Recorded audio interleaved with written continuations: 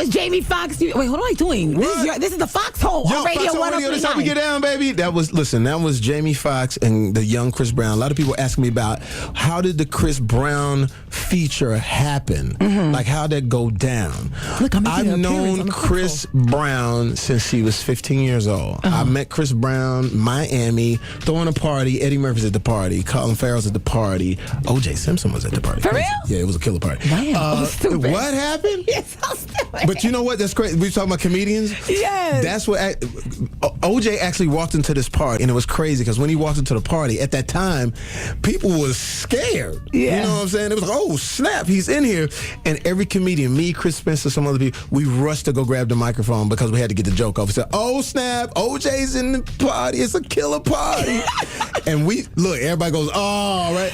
But what's crazy is O.J. snuck up to the DJ booth, tapped me on my shoulder, what's up with them jokes? I said, oh, man, what's that? Shook my hand real hard, and I was like, whoa, he probably really did that.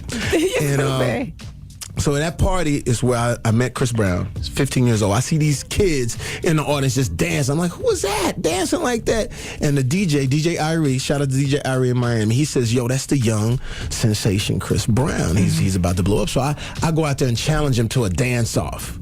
I shouldn't have done that. Yeah. Because he did some move, and then he did a flip and landed on his boy's shoulder, some Cirque du Soleil type stuff. I said, oh, my God. And that's when I first met him. And the good times, the bad times, the trying times of him, he's always come to my house.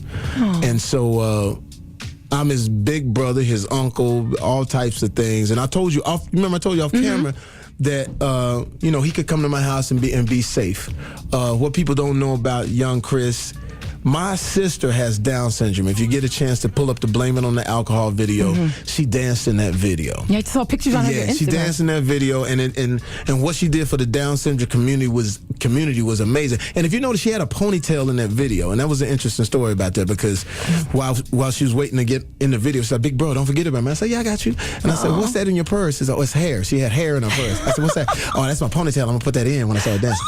Anyway, Chris Brown would come over and just unannounced come and have a dance party with her.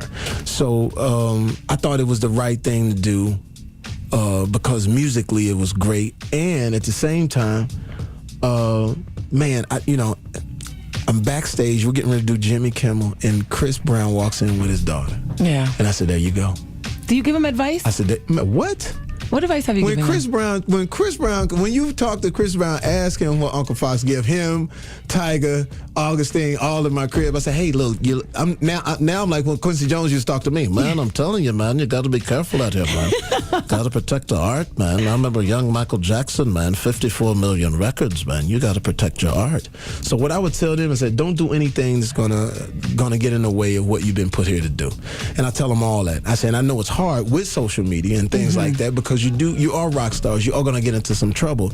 Trouble now is more trouble because it's more eyes on it. It's more Instagram. It's more pics. So people sort of can control your narrative. It's out of your hands. People can say anything and make anything up about you. And if it catches steam on the internet, that's what you are. Yeah. So I just tell them all the time. I say, hey man, have as much fun as you can, but have somebody around that's protecting you and has risk as well. I tell them all. I said, you got to be around somebody that's protecting you and sees that your art is the most important thing in your life. My father gives me the advice, don't mess with nobody that has nothing to lose just as much. Like, he wants them to have an even playing field with you. You got to be with somebody, and I tell my daughters that. I say, hey, you got to be with somebody that is on your level or has the potential to get on your level. You know what I'm saying? And if you don't have that around you, and a lot of these guys, I mean, you've seen some of the entourages. I mean, you just see dudes just hanging out. Sometimes I'd be like, look,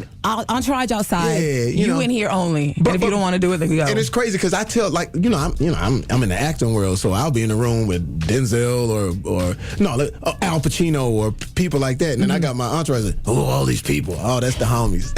So it's a cultural thing too. I gotta have the homies. If I don't have the homies, so I sometimes feel weird. And as I get older now, I've cut it down. Oh, okay. Because I used to roll with 50. Get out. Yeah. How many you got? If I was rolling to the club, I got 52.